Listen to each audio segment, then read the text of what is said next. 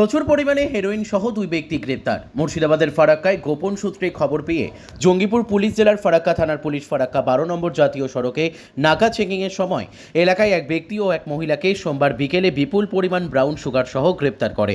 Police সূত্রে জানা যায়, উত্তরবঙ্গের দিক থেকে দক্ষিণবঙ্গের দিকে নিয়ে আসছিল এই ব্রাউন সুগারগুলি। তখনই পুলিশের হাতে ধরা পড়ে অভিযুক্তরা। মঙ্গলবার ফারাক্কা থানায় সাংবাদিক সম্মেলন করে ফারাক্কা এসডিপিও জানান, অভিযুক্তরা হলেন জিয়াউল রহমান, বয়স 37, বাড়ি মালদা জেলার কালিয়াচক দক্ষিণ লক্ষ্মীপুর এলাকায়, ও সাজিদা বিবি মণ্ডল 50, বাড়ি নদিয়ার চাকদা এলাকায়। তাদের কাছ থেকে উদ্ধার হয়েছে 760 গ্রাম ব্রাউন সুগার, যার বাজার মূল্য প্রায় 7 লাখ টাকা। মঙ্গলবার তাদের বহরমপুর এনডিএফ আদালতে 7 দিনের পুলিশ হেফাজত চেয়ে পাঠানো হয়। এদের সঙ্গে আর কেউ জড়িত রয়েছে কিনা তা তদন্ত করে দেখছে ফারাক্কা থানার পুলিশ। একটা ইনপুট পাই, তারপরে আমাদের জঙ্গিপুর পুলিশ জেলার ক্রাইম সেল এবং ফারাক্কা পিএস সেটাকে ডেভেলপ করে সেই ইনফরমেশনটা এবং এক্সিকিউট করে।